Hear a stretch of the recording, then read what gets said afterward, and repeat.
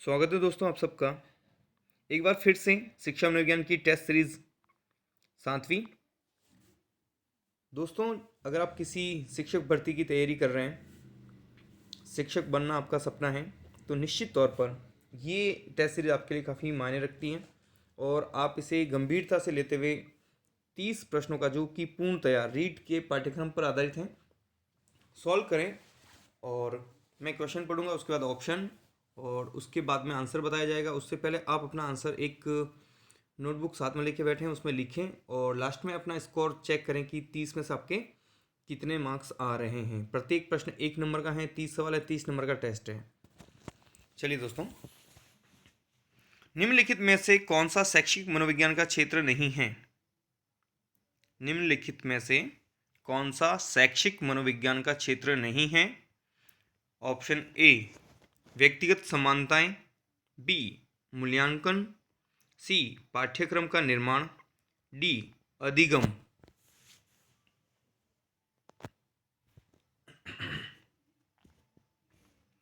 तो इनमें से कोई एक है जो शैक्षिक मनोविज्ञान का क्षेत्र नहीं है। इस प्रश्न का सही उत्तर है दोस्तों व्यक्तिगत समानताएं। दोस्तों, शैक्षिक मनोविज्ञान के क्षेत्र में व्यक्तिगत विभिन्नताएं आती है, न कि समानताएं। तो मूल्यांकन है ही शिक्षा मनोविज्ञान का क्षेत्र, पाठ्यक्रम का निर्माण भी है, अधिगम भी है। तो इस तरीके से जो विकल्प हैं उनमें व्यक्तिगत समानताएं शिक्षा मनोविज्ञान का क्षेत्र नहीं है। अगला प्रश्न है दोस्तों, रिक्त स्थान है के अनुसार बालक का विकास आनुवंशिकता तथा वातावरण का गुणनफल है। यानी ये जो कथन है वो किस मनोवैज्ञानिक का है, ये आपको बताना है कि बालक का जो विकास है वो आनुवंशिकता तथा वातावरण का गुणनफल है। तो ऐसा किसने कहा है? Option A Holland, B Garrett, C Woodworth, D Thorndike. तो इनमें से कोई एक है जिन्होंने ये कहा है कि बालक का विकास आनुवंशिकता तथा वातावरण का गुणनफल है।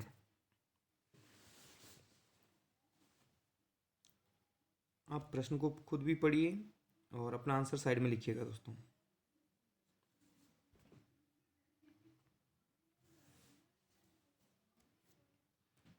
इस प्रश्न का सही उत्तर है दोस्तों वुडवर्थ। वुडवर्थ ने कहा है दोस्तों कि बालक का जो विकास है वो आनुवंशिकता और जो वातावरण है उसका गुणनफल है हमेशा।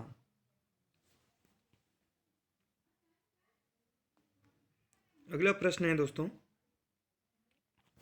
विकास कभी नहीं रुकता, विकास कभी नहीं रुकता, यह कथन निम्न सिद्धांत पर जोर देता है। ए एकीकरण, बी व्यक्तिगत भेद, सी एक समान पैटर्न, डी निरंतरता। विकास कभी नहीं रुकता, यह कथन निम्न सिद्धांत पर जोर देता। तो कोई एक सिद्धांत है जिसकी मान्यता ये है, वो आपको सिद्धांत बताना है।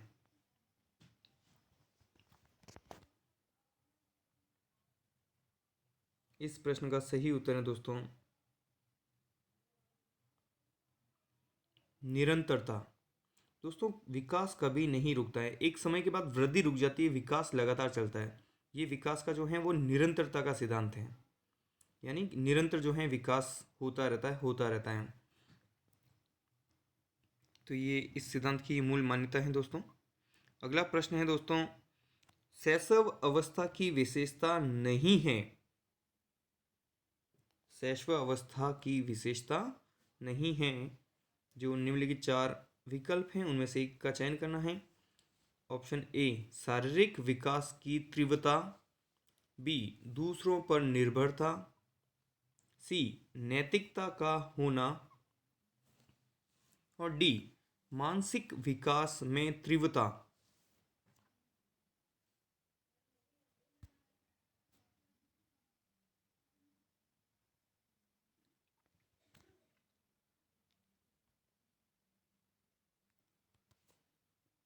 इस प्रश्न का सही उत्तर है दोस्तों,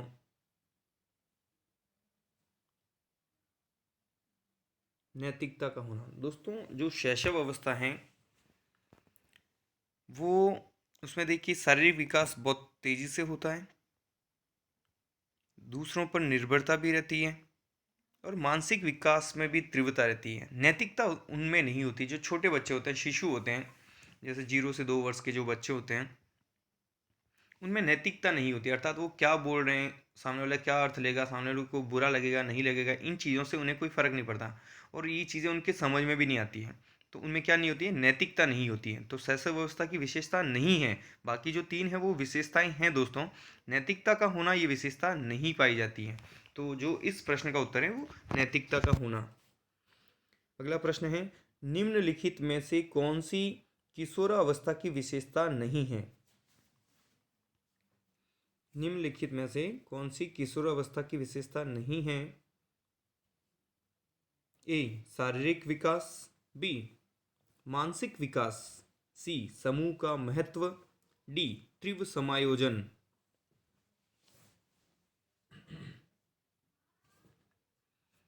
इस प्रश्न का उत्तर आपको बताना है दोस्तों। अपनी नोटबुक लिखिए और प्रश्न संख्या लिखिए सामने, उसके सामने जस्ट आपको टिक मार्क ऑप्शन लिखना है कि ऑप्शन ए बी, इस तरह से आपको, और फिर सही है तो राइट करो, गलत है तो उसके सामने सही आंसर लिखें आप। दोस्तों किशोर अवस्था की जो विशेषता है वो तीव्र समायोजन नहीं पाया जाता है। अब देखिए हरलॉक हैं, स्टेनल है, हॉल है, जितने भी जो मनोवैज्ञानिक हैं उन्होंने कहा है कि जो किशोर अवस्था बहुत ही तूफान की अवस्था पाई जाती है, एक ऊटा पटक वाली अवस्था है, एक अस्थिरता का दौर रहता है। तो इसमें शारीरिक विकास होता है, मानसिक विकास भी होता है, समूह का महत्व भी पाया जाता है, लेकिन तीव्र समायोजन यानी वो आसानी से समायोजन नहीं कर पाते हैं, ये उनके साथ सबसे बड़ी समस्या रहती है। तो किशोर अवस्था की विशेषता कौन सी नहीं हुई इनमें से? तीव्र समायोजन।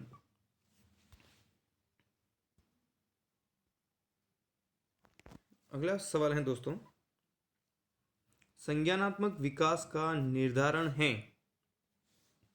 संज्ञानात्मक विकास का निर्धारण है यानी किसके द्वारा संज्ञानात्मक विकास का निर्धारण होता है? ऑप्शन ए परिवार, बी विद्यालय, सी आयु एवं लिंग, डी आनुवंशिकता।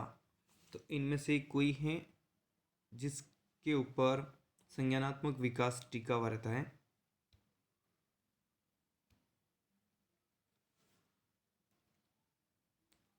इस प्रश्न का सही उत्तर है दोस्तों,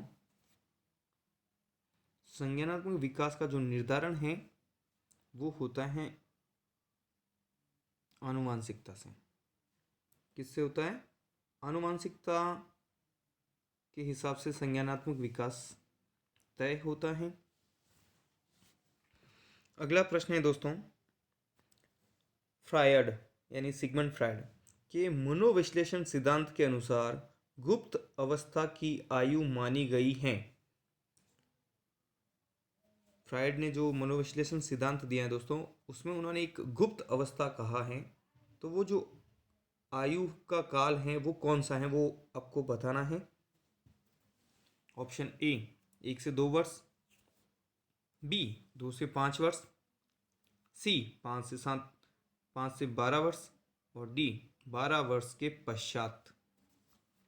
तो इनमें से कोई एक एज ग्रुप है, एक आयु काल है जिसको सिगमंड फ्रायड ने गुप्त अवस्था बताया है, तो वो कौन सा है ये आपको बताना है।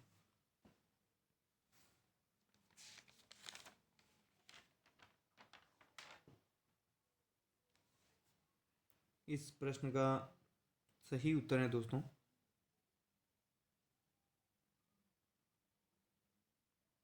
5 से 12 वर्ष का जो आयु काल है उसे सिगमंड फ्रायड ने गुप्त अवस्था काल के अधीन रखा है।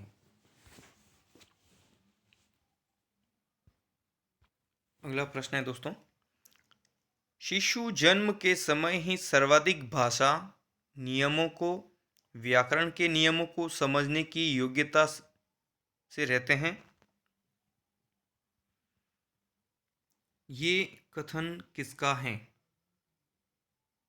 यानी ये जो शिशु के जन्म के समय में ही सर्वाधिक भाषा के नियमों को, व्याकरण के नियमों को जो समझने की योग्यता है वो रहती है। ये कथन किसका है? ऑप्शन ए पियाजे, B Vygotsky, C Chomsky, D Skinner. तो इनमें से किसने जो है ये कथन कहा है?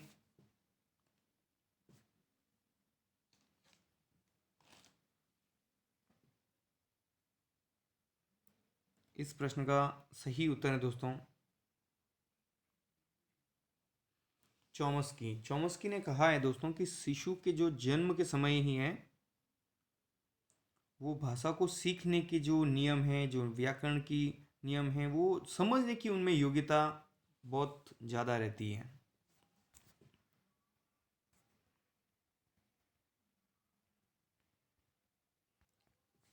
अगला प्रश्न है दोस्तों, हृदय विकार के साथ कौन सा आनुवंशिक समस्या है? हृदय विकार के साथ कौन सा आनुवंशिक समस्या है? A Turner syndrome, B Down syndrome, C autism, D ADHD.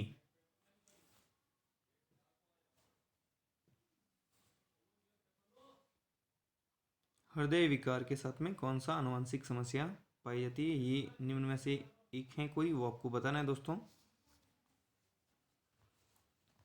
इस प्रश्न का सही उत्तर है दोस्तों औसतन आपको एक प्रश्न 1 मिनट का टाइम मिलता है। उसमें आपको प्रश्न पढ़ना होता है, उसका आंसर निकालना होता है, उसको OMR सीट तक पहुंचाना होता है कि OMR सीट में आपको जो सर्किल है उसको भी डार्क करना होता है। तो आप समय अवधि के अंदर ही अपना आंसर करें। इस प्रश्न का सही उत्तर है दोस्तों डाउन सिंड्रोम। डाउन सिंड्रोम की वजह से जो है वो हृदय विकार के साथ आनुवंशिकता की समस्या पाई जाती है। इसमें जो दोस्तों गुणसूत्र हैं वो माता पिता से जो बच्चों में आते हैं वो 21 ही पहुंच पाते हैं, इस वजह से ही होता है। अगला प्रश्न है दोस्तों, सीखने के बारे में निम्नलिखित कथनों में से कौन सा एक सत्य है? यानी कोई एक बात है जो सही है, बाकी 3 सही नहीं है। तो सही आपको छांटना है जो सीखने के बारे में वो सही बताते हैं। ए सीखना शिक्षार्थी के पूर्व ज्ञान पर आधारित नहीं है। सीखना शिक्षार्थी के पूर्व ज्ञान पर आधारित नहीं है। बी सीखना एक निष्क्रिय ग्रहणशील प्रक्रिया है। सी सीखना कौशलों के संचय के समान है। सीखना कौशलों के संचय के समान है। डी सीखने को सामाजिक क्रियाएं सुविधा देती हैं।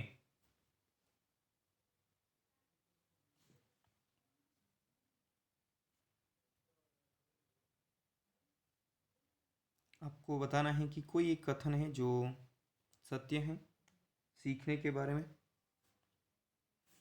इस प्रश्न का सही उत्तर है दोस्तों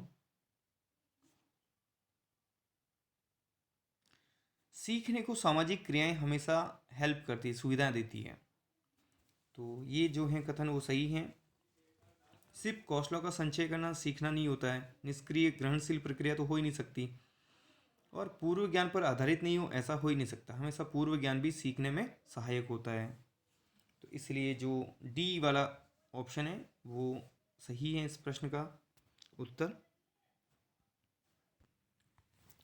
अगला प्रश्न है दोस्तों, अधिगम आदतें ज्ञान एवं अभिवृत्तियों को अर्जित करना है। यानी अधिगम जो है वो आदतें ज्ञान अभिवृत्तियों को अर्जित करना है। उक्त अनुसार अधिगम को किसने परिभाषित किया? यानी ये जो अधिगम की परिभाषा है वो किसने दी है? Skinner, crow and crow, गुथरी, Murphy. अधिगम आदतें ज्ञान अभिवृत्तियों को अर्जित करना है। इस प्रश्न का सही उत्तर है दोस्तों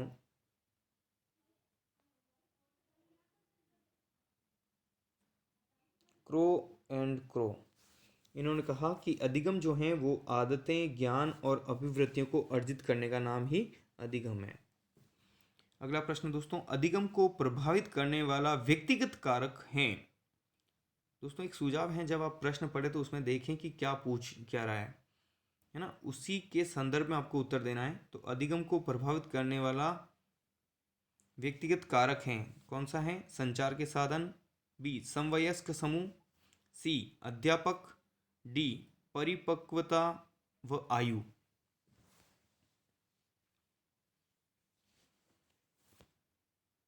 अधिगम को प्रभावित करने वाले व्यक्तिगत कारक हैं संचार के साधन, समवयस्क समूह, अध्यापक और लास्ट ऑप्शन है परिपक्वता व आयु। तो इस प्रश्न का सही उत्तर है दोस्तों परिपक्वता व आयु। यानी परिपक्वता और आयु जो हैं वो व्यक्तिगत कारक हैं जो अधिगम को प्रभावित करते हैं। अगला प्रश्न है दोस्तों, विलुप्त होना परिणाम है। विलुप्त होना परिणाम है अवरोध, बी पुनर्बलन का अभाव, सी तनाव, डी दमन।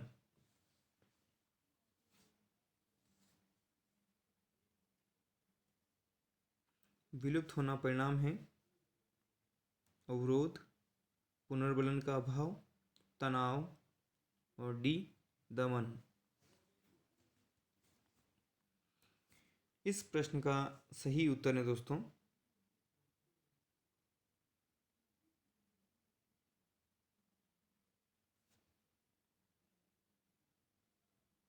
पुनर्बलन का अभाव।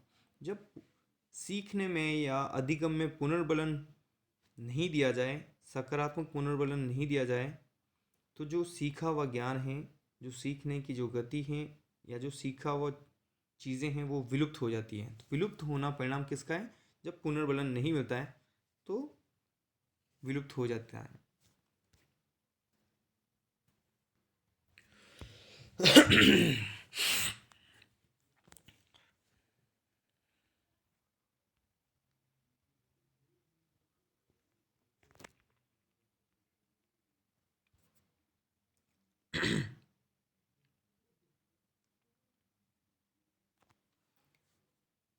अगला प्रश्न है दोस्तों, आइसेंक ने व्यक्तित्व के एक तीसरे आयाम की बात की है, यह कौन सा है?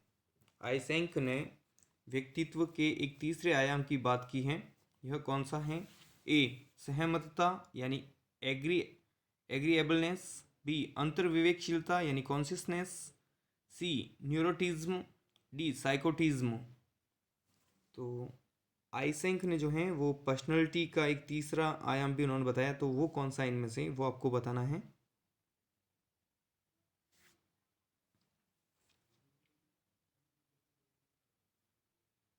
तो इस प्रश्न का सही उत्तर है दोस्तों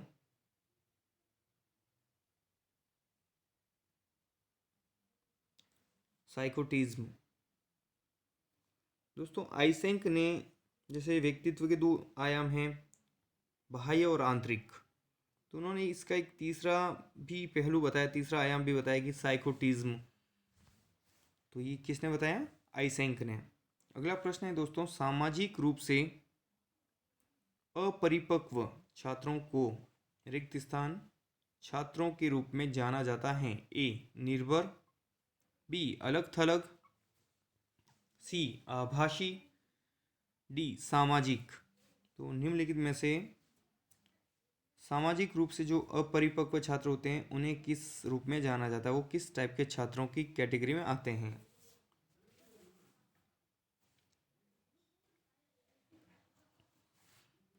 इस प्रश्न का सही उत्तर है दोस्तों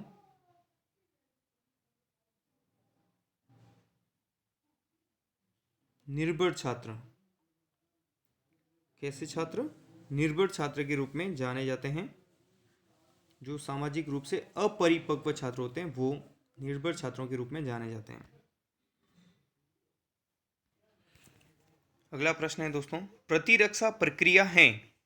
प्रतिरक्षा प्रक्रिया है ए चेतन व्यवहार, बी न्यायसंगत एवं तार्किक, सी प्रत्यक्ष विधि, डी व्यक्तित्व रक्षा कवच। प्रतिरक्षा प्रक्रिया है चेतन व्यवहार, न्याय संगत एवं तार्किक, प्रत्यक्ष विधि या व्यक्तित्व रक्षा कवच। ये आपको बताना है। इस प्रश्न का सही उत्तर है दोस्तों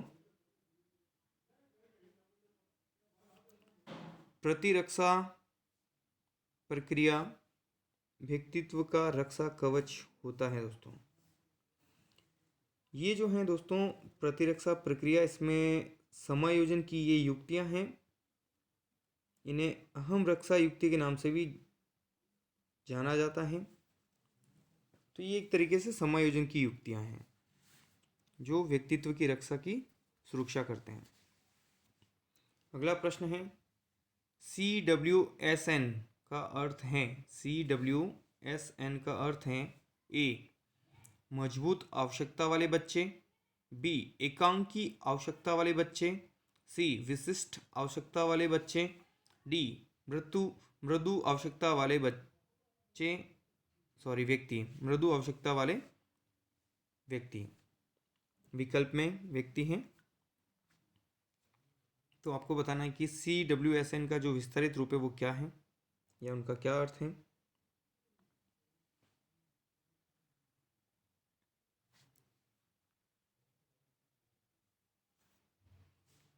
इस प्रश्न का सही उत्तर है दोस्तों CWSN means child with special needs, यानी विशिष्ट या विशेष आवश्यकता वाले बच्चे, यानी सी में जो हैं वो सही है इसका विकल्प। विशेष आवश्यकता वाले बच्चे भी होता है और विशिष्ट आवश्यकता वाले बच्चे हैं, क्योंकि इंग्लिश में जो है वो चाइल्ड विद स्पेशल नीड्स। अगला प्रश्न है दोस्तों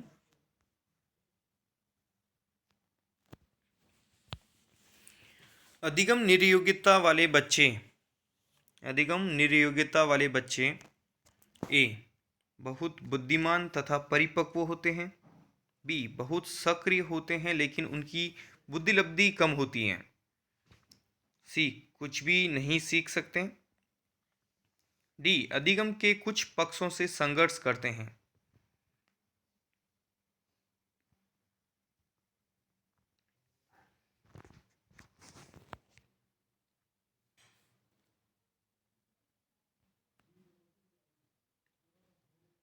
इस प्रश्न का सही उत्तर है दोस्तों अधिगम निर्योग्यता वाले बच्चे अधिगम के कुछ पक्षों से हमेशा संघर्ष करते हैं। अर्थात ये है कि जो ऐसे विद्यार्थी हैं वो अधिगम का कार्य आसानी से नहीं कर पाते हैं और वो हमेशा ऐसे अधिगम में या सीखने में जो है उन्हें कठिनाई महसूस होती है। तो ऐसे विद्यार्थी अधिगम निर्योग्यता वाले बच्चे की कैटेगरी में आते हैं। अगला प्रश्न है आधुनिक युग में मानसिक स्वास्थ्य पर किसका सबसे बुरा प्रभाव पड़ता है। आधुनिक युग में मानसिक स्वास्थ्य पर यानी मेंटल हेल्थ पर किसका सबसे बुरा प्रभाव पड़ता है। ए शिक्षा का, बी जीवन की अस्थिरता का, सी आराधना का, डी भौतिकता का।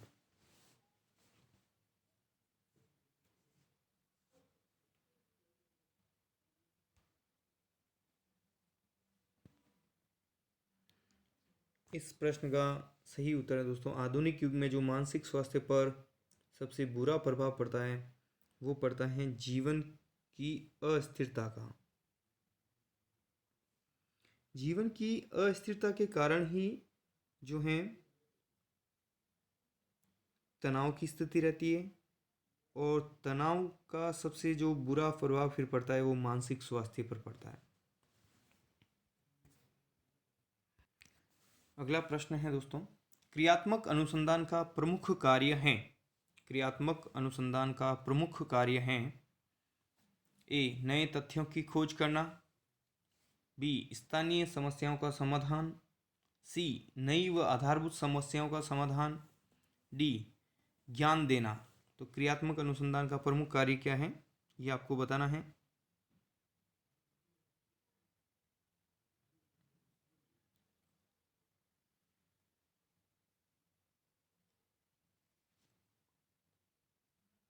इस प्रश्न का सही उत्तर है दोस्तों स्थानीय समस्याओं का समाधान। क्रियात्मक अनुसंधान हमेशा स्थानीय समस्याओं के समाधान के को केंद्रित करके चीज़ें करते हैं। तो इस प्रश्न का जो सही उत्तर है वो स्थानीय समस्याओं का समाधान है।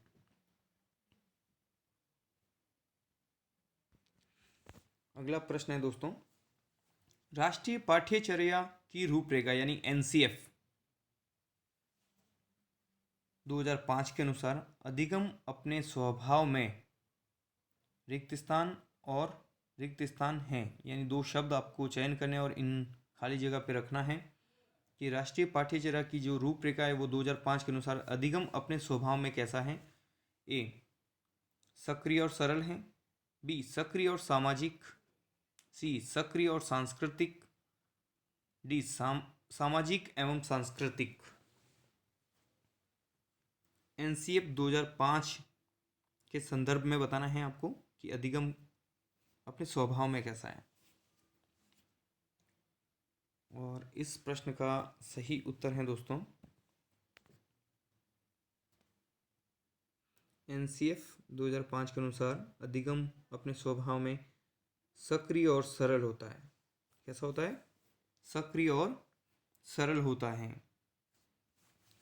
अगला प्रश्न है दोस्तों, आरटीई राइट टू एजुकेशन अधिनियम जो 2009 है वो रिक्त स्थान से संबंधित हैं। ए बच्चों को उच्च गुणवत्ता वाली शिक्षा का अधिकार, बी बच्चों को निःशुल्क व अनिवार्य शिक्षा का अधिकार, सी समानता का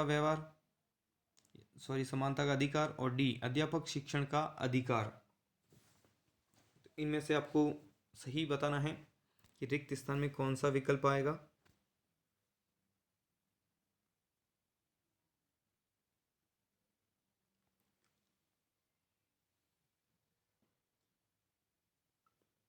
इसका सही उत्तर है दोस्तों बच्चों को निःशुल्क व अनिवार्य शिक्षा का अधिकार।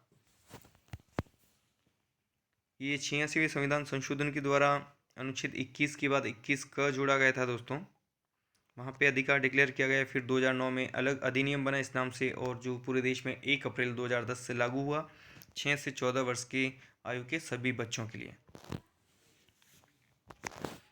अगला प्रश्न है दोस्तों, रिक्त स्थान का उपयोग निर्माणात्मक और योगात्मक आकलन दोनों को करने के लिए किया जा सकता है। रिक्त स्थान है, फिर उसकी जगह एक शब्द आएगा, उसका उपयोग निर्माणात्मक और योगात्मक आकलन दोनों को करने के लिए किया जा सकता है। ए गृह कार्य, बी शिक्षक प्रभावशीलता का मूल्यांकन, सी पोर्टफोलियो, डी छात्रों का स्व आकलन।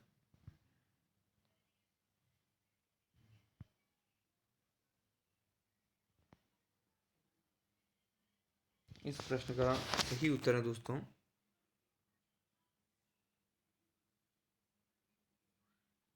पोर्टफोलियो। दोस्तों पोर्टफोलियो का उपयोग जो है वो निर्माणात्मक और योगात्मक आकलन दोनों को करने के लिए किया जा सकता है। दोस्तों इन दिनों जो विद्यालय में एक स्कीम चल रही है, एक जिसके तहत बच्चे क्या सीखते हैं उनका रिकॉर्ड संधारित किया जाए। तो एक फाइल तैयार की जाती है जिसमें बच्चे की हर छोटी मोटी जो गतिविधि है, उसने जो कार्य किया है, उसने लिखा है या जो भी अधिगम किया, जो भी सीखा है, उसका रिकॉर्ड रखा जाता है। और जो ये फाइल हैं जिसमें ये सारे रिकॉर्ड बच्चों से संबंधित रहते हैं व्यक्तिगत रूप से, उसे पोर्टफोलियो कहते हैं। तो ये बच्चे का आकलन कर सकते हैं हम उस पोर्टफोलियो को देख के, निर्माणात्मक और योगात्मक आकलन कर सकते हैं कि बच्चों ने कितना सीखा है। अगला प्रश्न है दोस्तों, यूडीएल का विस्तृत रूप है। यूडीएल का विस्तृत रूप है A universal developed learning, B universal dynamic learning, C universal design for learning, D universal disadvantage of learning. आपको बताना है UDL का पूरा नाम या विस्तृत रूप जो है वो बताना है दोस्तों। और इस प्रश्न का सही उत्तर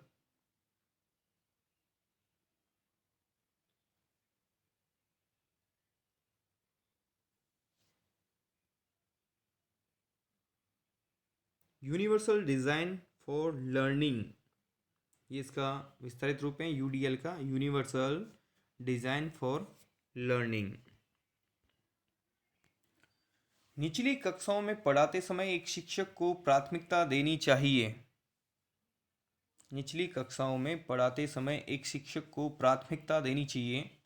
A व्याख्यान विधि, B दत्त कार्य को, C कहानी कथन को, D समूह चर्चा को।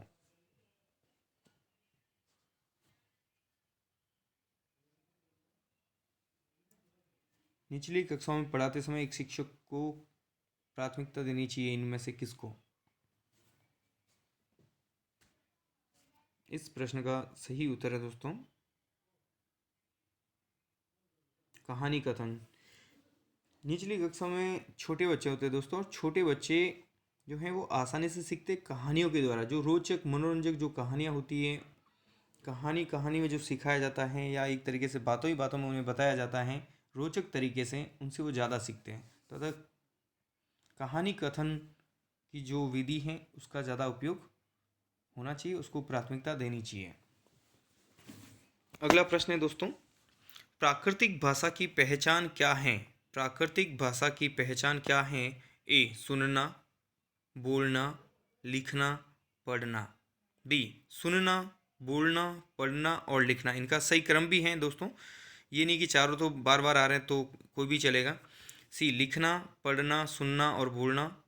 D बोलना, सुनना, पढ़ना और लिखना।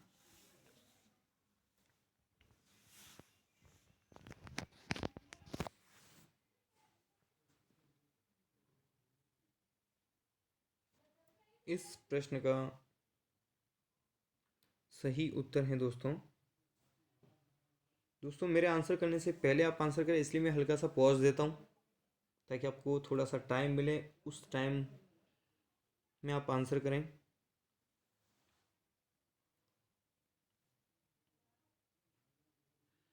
इस प्रश्न का सही उत्तर है दोस्तों प्राकृतिक भाषा की जो पहचान है वो देखिए, सुनना, सबसे पहले सुनते हैं, उसके बाद बोलना सीखते हैं। तो सुनना और बोलना, फिर पढ़ना और फिर लिखना। तो ये इनका क्रम रहता है दोस्तों। इसको आप ऐसे भी याद रख सकते हैं, LSRW। LSRW। L means listen यानी सुनना, S स्पीक यानी बोलना, R यानी लिसनिंग, स्पीकिंग, राइटिंग, रीडिंग और देन राइटिंग लिखना। LSRW, इससे आप इजीली याद रख सकते हो दोस्तों। आज का आखिरी प्रश्न, प्रिंसिपल्स ऑफ साइकोलॉजी नामक पुस्तक के लेखक कौन हैं? प्रिंसिपल्स ऑफ साइकोलॉजी नामक पुस्तक के लेखक कौन हैं? A John Dewey, B William James, C Ebbinghaus, D won't.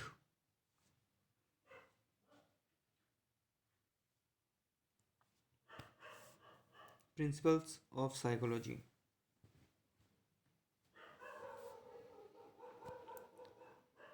इस प्रश्न का सही उत्तर है दोस्तों विलियम जेम्स। विलियम जेम्स ने प्रिंसिपल ऑफ साइकोलॉजी पुस्तक लिखी थी। तो आज की वीडियो में इतना ही दोस्तों। आप अपना स्कोर ज़रूर कमेंट सेक्शन में जाके बता सकते हैं कि आपके 30 में से कितने सवाल सही हुए हैं। वीडियो कैसा लगा दोस्तों ये भी बता सकते हैं। और बहुत बहुत धन्यवाद, आपने अंत तक सुना। वीडियो पसंद आए तो आप लाइक ज़रूर कीजिए, अपने दोस्तों के साथ शेयर कीजिए। Again thank you.